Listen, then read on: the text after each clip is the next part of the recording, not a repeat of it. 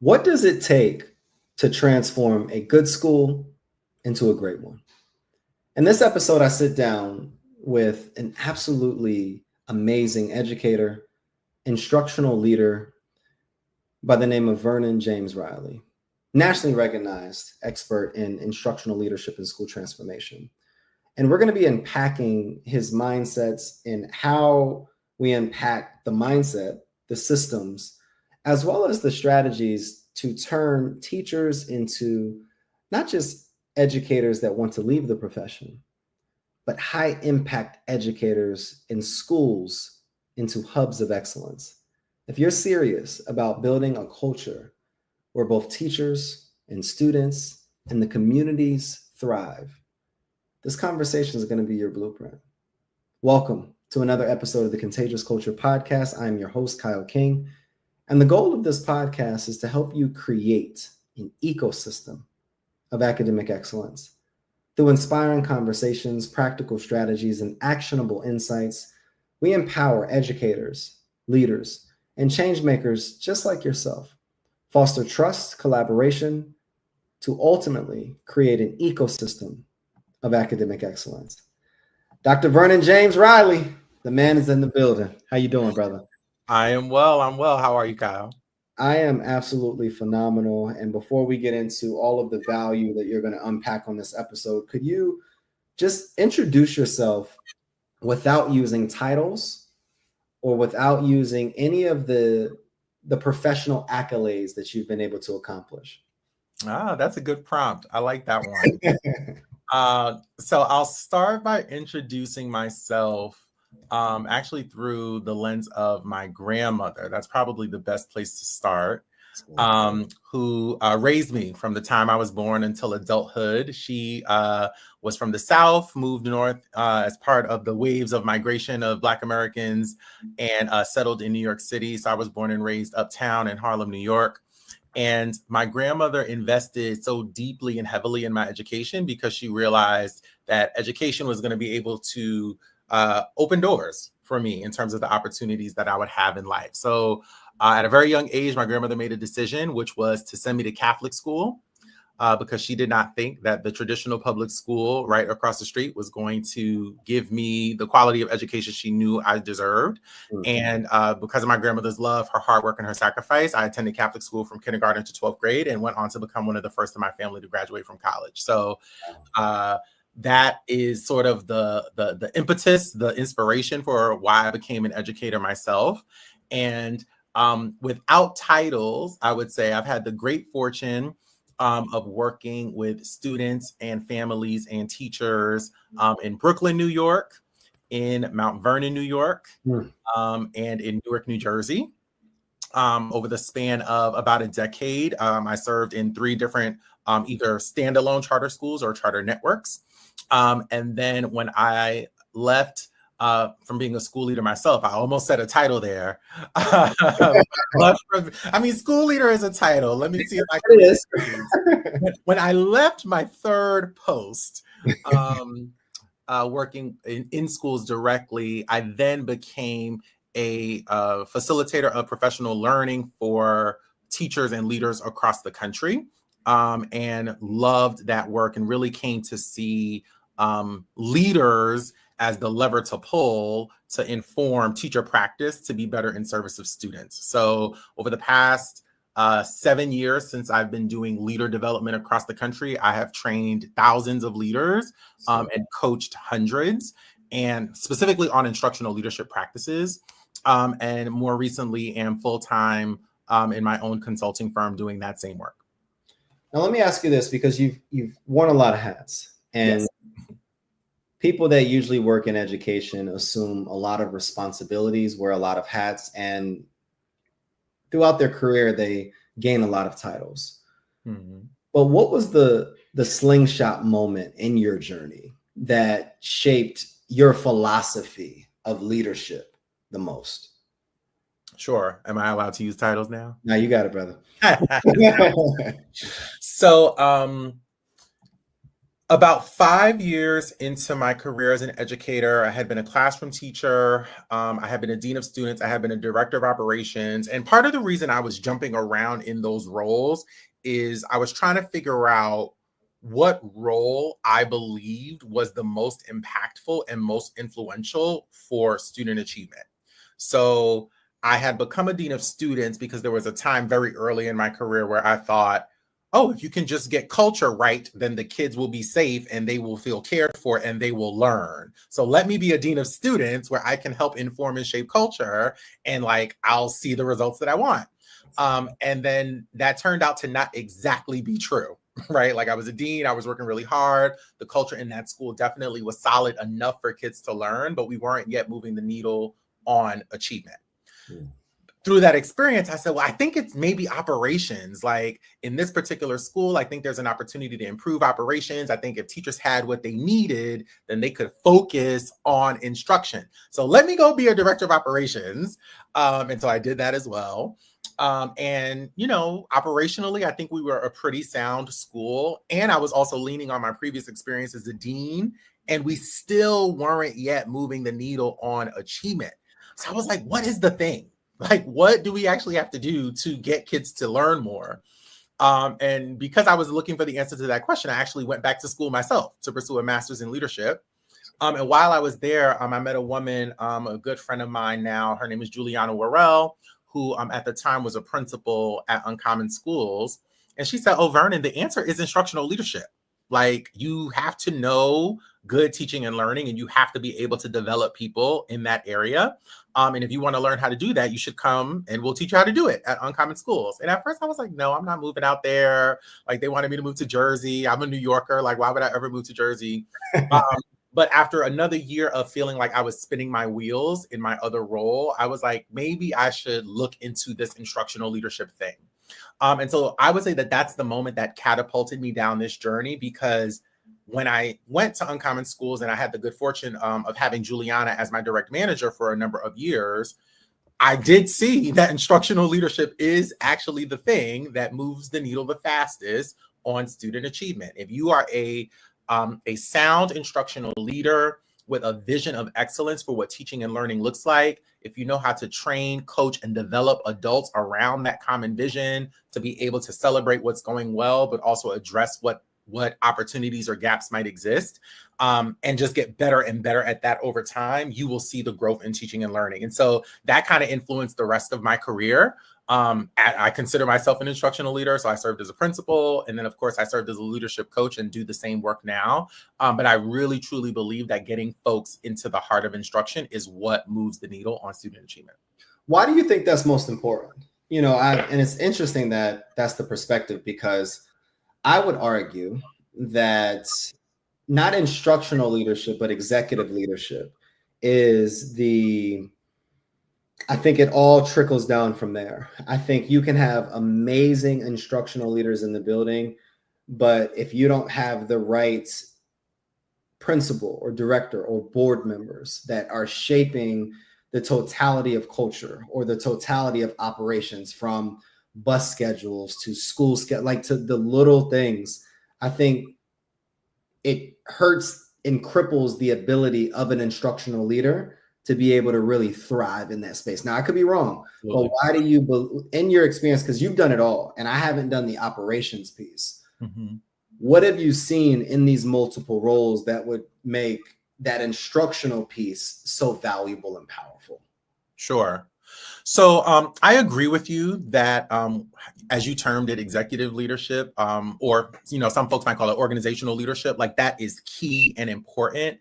And I think of that type of leadership as creating the conditions and removing the barriers where instructional leadership can thrive. So, you know, just to use the example that you gave, bus schedules, right? When I was a director of operations, that was like something that was potentially under my purview, right? Budgeting. And of course, you want to make sure that instructional leaders and teachers have the resources that they need, that they have the time that they need. So those pieces are key, but that creates the conditions.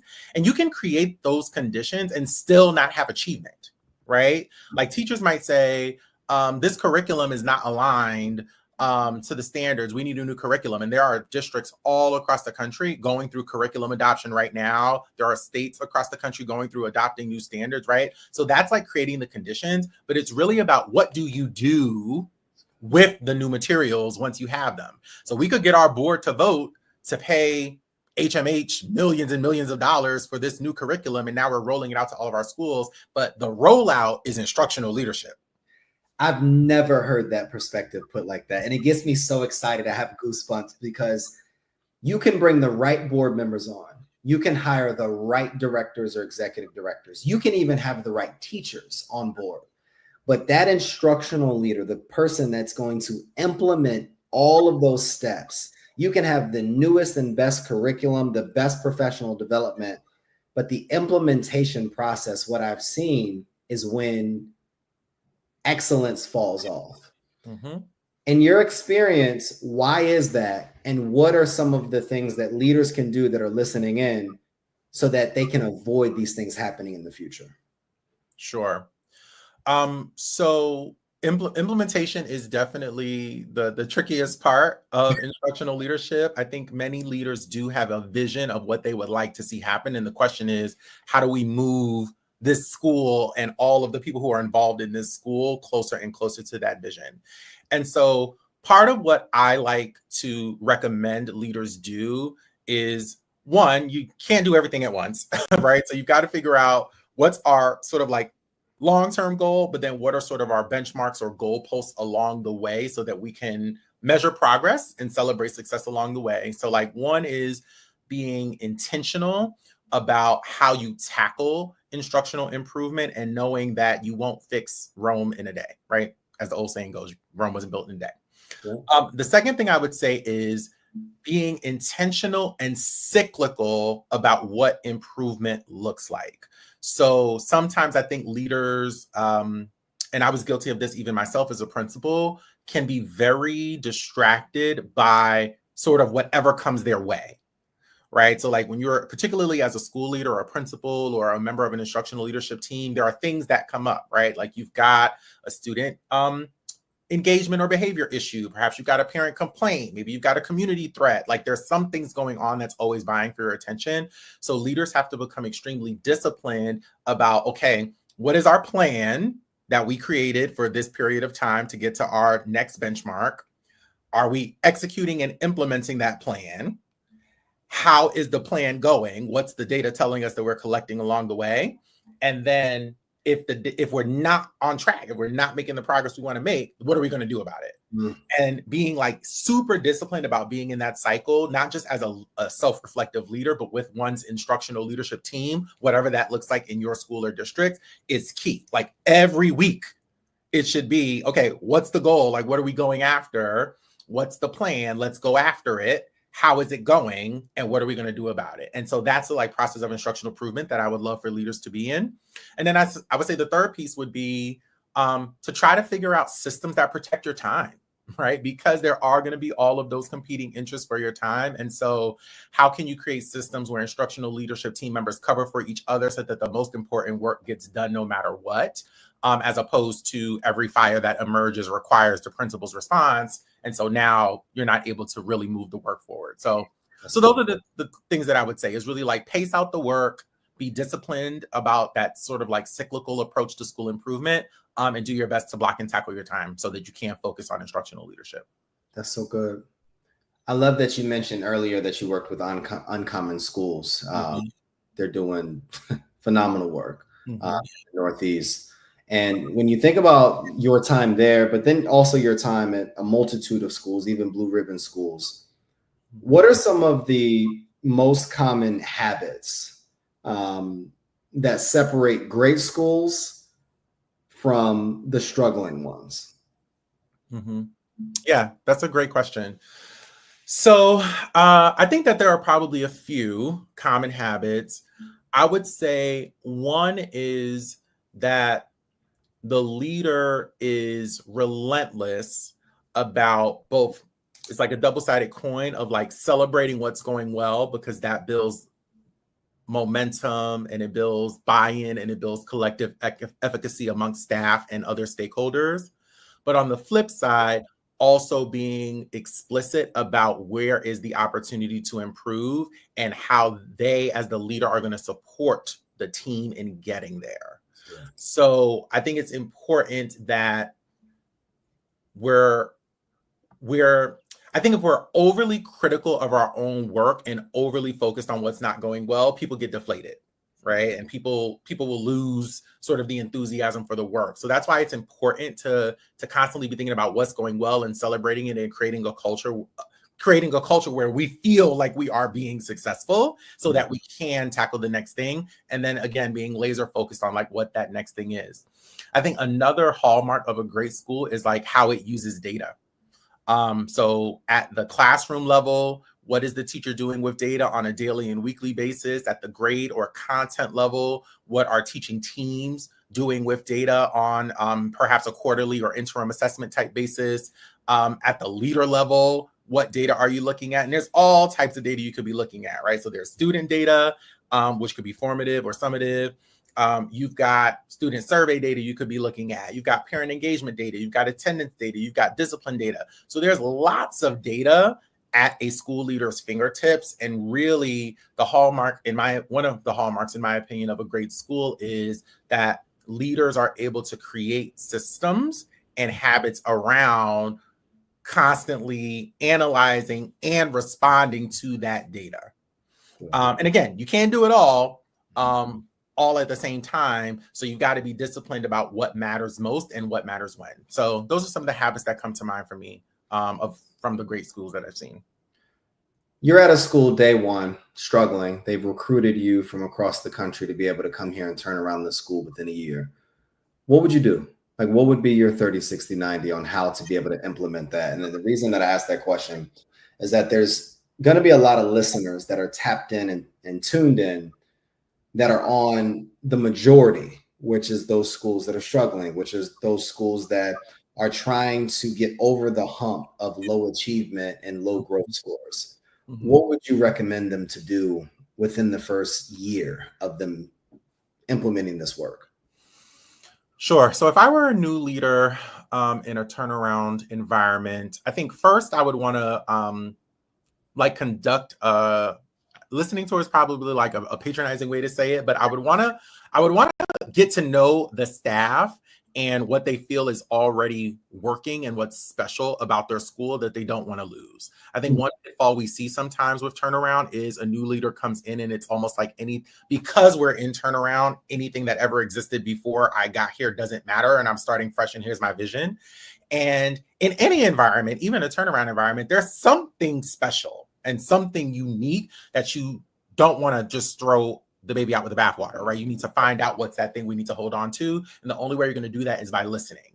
So particularly to staff, to parents, to students, if you can, if it's appropriate and time permits, but like really figuring out like, why do we think we are in the place that we are? What's special about our school that we wouldn't want to change? And where do you think we go from here? Will inform the next steps and also hopefully build some goodwill amongst the stakeholders such that they're more willing to come onto the journey with you. I also would think about how do you figure out who on the team or who amongst the stakeholders can you leverage to help you then clarify the emerging vision of the school or the organization, as well as the action plan to move it forward, so that it's not the responsibility of just one leader who's coming in to turn it around, but actually the leader is almost like the facilitator of this group experience where we together are collectively deciding what the vision is for the school and how we're going to get there. And then third, I would think about two key areas to really try to move the needle on as it relates to instructional and cultural leadership. So one would be, and particularly if the school is a school that's perhaps less safe physically and emotionally for students and staff, it's about tightening that up, right? So what are our systems? What are our routines? What are our procedures that are going to ensure that students are safe, that they're in class, and that they can learn? And so really getting aligned on those key moments of the day where we have common expectations about what we want to see happening and how it looks and what our role is in getting there. And then same thing related to data-driven instruction. So like, what's the one key thing we're going to ask all teachers to do to help be more informed by data. And I think in some schools, we see, particularly in turnaround environments, I have seen an overemphasis on quote unquote fixing the culture. So much so that leaders will spend 3 years, quote unquote, fixing the culture and get to a place where they're like, and now that culture is right, I can focus on instruction. And now we need a different focus, or we need a different level of support. And sometimes it does take 3 years to turn around student culture, but that's like 3 years where achievement was still low. And like, you probably have a whole group of students, right? If you're in middle school, 6th to 8th grade, in 3 years, that's your whole school has graduated and gone on to high school while you were in turnaround and you were focused on fixing culture and didn't move the needle necessarily on teaching, learning, and instruction, right? And achievement.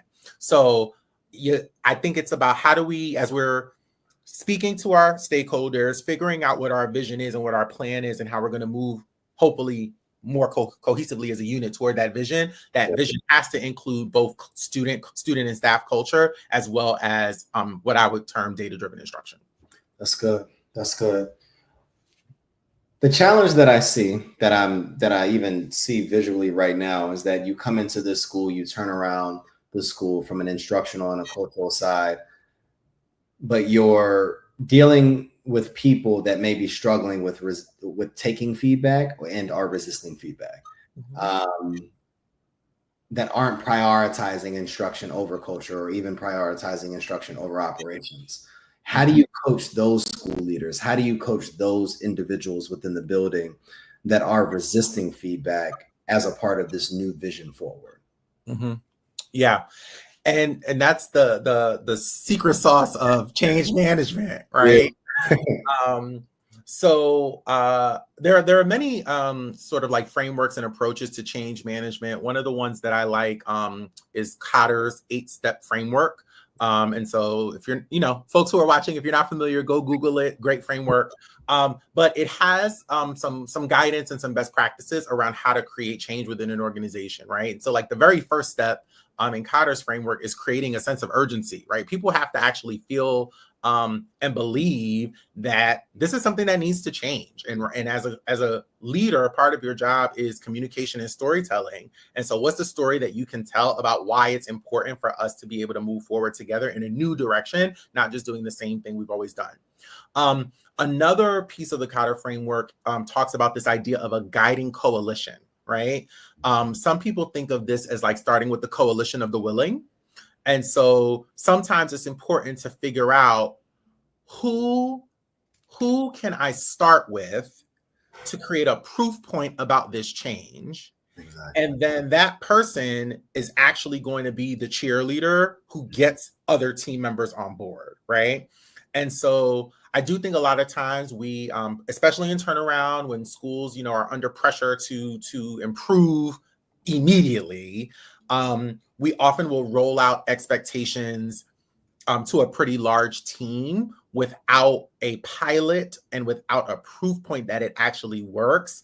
And, for better or for worse in education, oftentimes initiatives are viewed as a fad, right? Like things roll in with a new leader, the leader stays 3 years, it rolls out, is a new leader. So, there are people I know, educators, classroom teachers, who are like, oh, I'm just going to wait this person out, right? Like, I'm going to wait this leader out. I'm going to wait this initiative out. If I just don't do it and I wait long enough, someone else will come in and they won't ask me to do it, right? And so part of it is, how can you get people on the ground, quote unquote, in this case, it would be teachers, to actually be the people saying, no, guys, we need to do this. Exactly. Right? Like, I'm doing it and it's actually working, right? And so those are things that I would think about when dealing with resistance, is like, how can I be not the only voice who's advocating for this? How can I create proof points that they can see right within our own building? And of course, then you go into your different coaching moves. There are various ways to coach folks depending on what they need. Are you going to be a directive coach, a collaborative coach, an experiential coach? Like, what's your sort of approach? And that varies depending on who you're coaching. And then, it's hard to say this, but it is true, and we have to say it. Like, sometimes we also have to then ask, as the school is moving in this direction, is everybody who started this journey with us going to make it to the destination, right? And that's the hard question to be asking at times.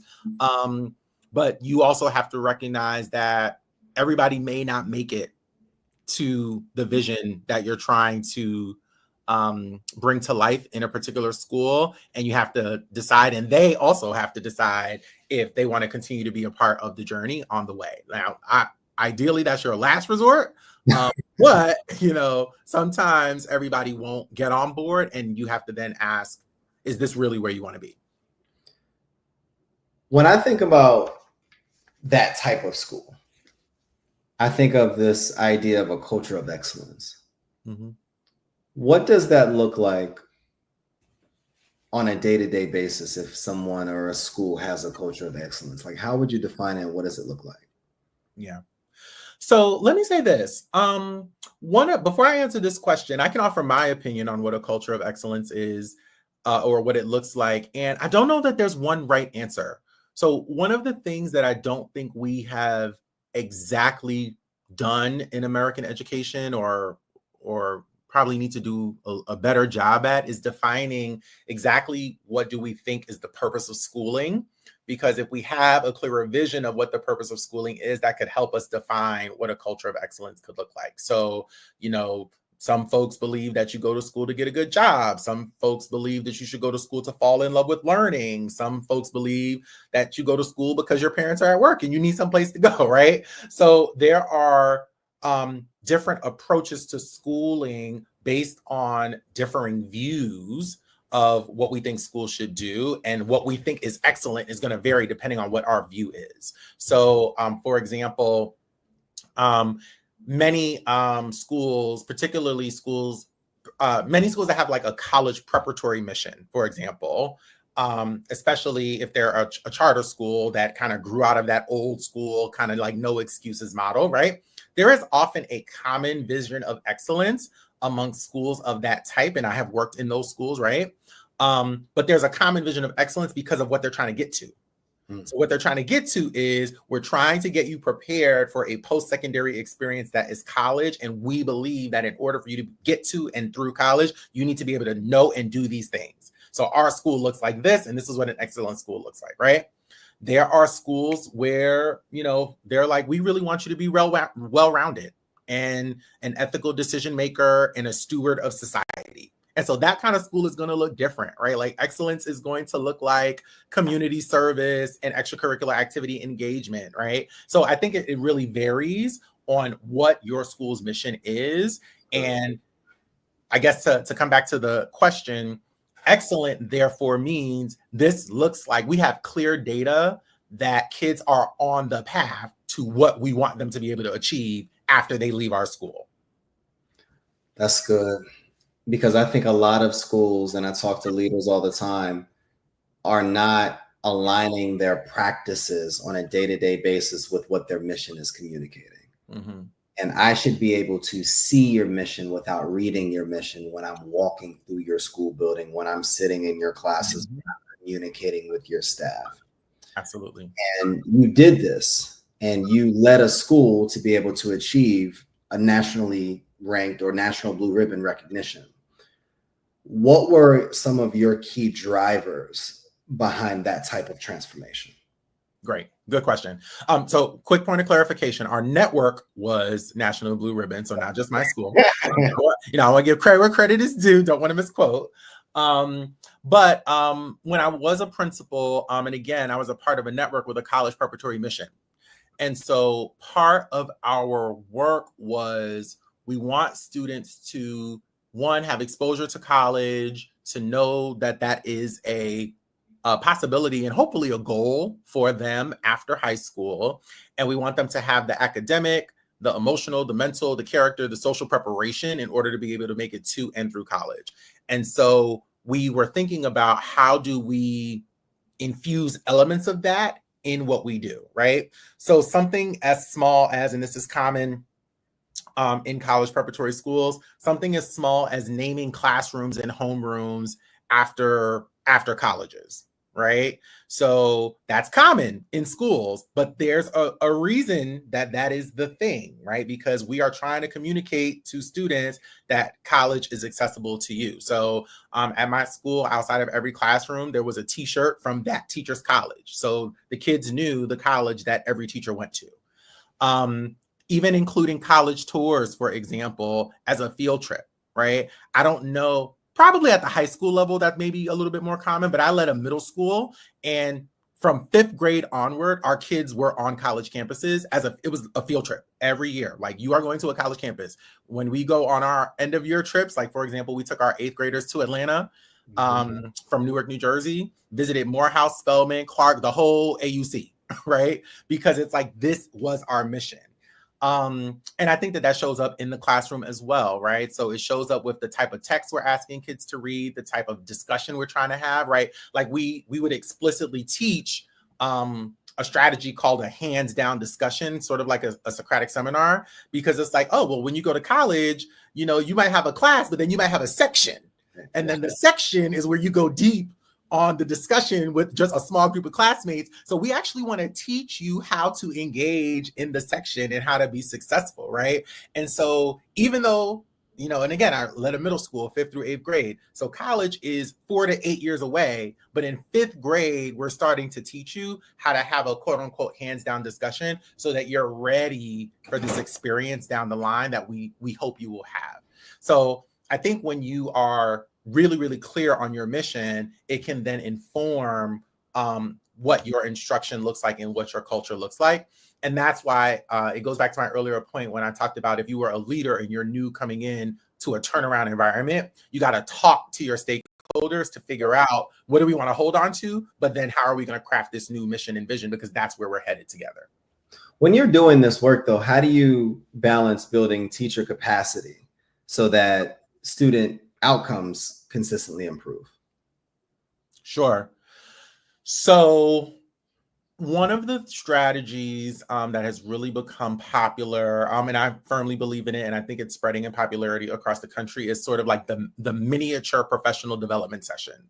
So many schools, particularly I find this in traditional districts where there are union contracts in place that limit the amount of time that teachers can be asked to participate in professional learning, right? So you've got to be super intentional about how to use the time that you have with them and what activities you're engaging teachers in. And so this idea of a mini PD that could be done in 20 or 30 minutes on a particular skill is something that could happen every week, because you got at least 20 or 30 minutes with your teachers every week, right? You may not have time for a full half-day PD. That might be once a quarter, but you can get 20 minutes with your teachers. So getting really clear on, okay, if I am the leader, I have observed, I would say, not if I'm the leader, I'm the leader and alongside my leadership team, right? Because hopefully you got an AP or maybe an instructional coach, depending on the size of your school.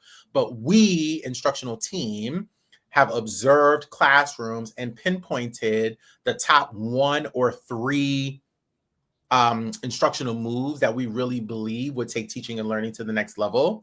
And so next week, in this 20 to 30 minutes, the principal might lead a mini PD on topic A for these teachers. The assistant principal might lead a mini PD on topic B for these teachers. The instructional coach is going to lead on topic C for these teachers. And so you've got to get really both intentional, but also creative with the time that you have to be able to figure out, like, what's the 1% solution that I could flip next week so that you're creating the momentum over the course of the year. Because it's not enough to wait for, it's not enough to wait for the evaluation season to go to the teacher's classroom one time, right? It's not enough to wait for the quarterly district PD day. Now you're going to finally train your teachers on that new thing. So it's with that weekly time that you hopefully will have, how can you make the most of it through these mini PDs? And these strategies that you're sharing, that would be defined as instructional leadership. That is a component of instructional leadership. Yes, absolutely. How would you, in totality, define what instructional leadership looks like and what it looks like successfully? Sure. So I think the best way to define instructional leadership I think in some districts, they might call it teaching and learning. In others, they might call it curriculum and assessment. I think they actually all go together. So if we're thinking about curriculum, instruction, teaching, and assessment, the leadership that ensures that those systems are in place, as well as the actions that bring about positive impact for students, all of that is instructional leadership. So it's definitely the development of teachers, and I would say secondary leaders, I think is core to instructional leadership. But it's also about use of the curriculum and the assessments, right? So here's another framework that I'll offer. So I believe this framework is from Richard L. Moore, but I could be misquoting, but it's this idea of the instructional core. So it's this like little triangle that says that there's a relationship between the teacher, the student, and the content. And that is the instructional core, right? So for example, how does the teacher relate to the content? Well, like, do they know their standards deeply? Do they know what rigor looks like? Do they know how it's assessed on the state exam? And are they putting work at the right level of rigor in front of kids, right? Well, how does the teacher relate to the student, right? Is it a healthy relationship? Do students feel seen, known, loved, and respected? Do students feel safe? Are they psychologically safe? Are they ready to learn, right? And then how does the student relate to the content? It's about, do they find this engaging? Do they see themselves in the text? Like those types of things. And so instructional leadership is thinking about this instructional core, which includes the curriculum, the instruction, the assessment, the relationships, the culture, all of these pieces, and thinking about, how do I move it to the next level?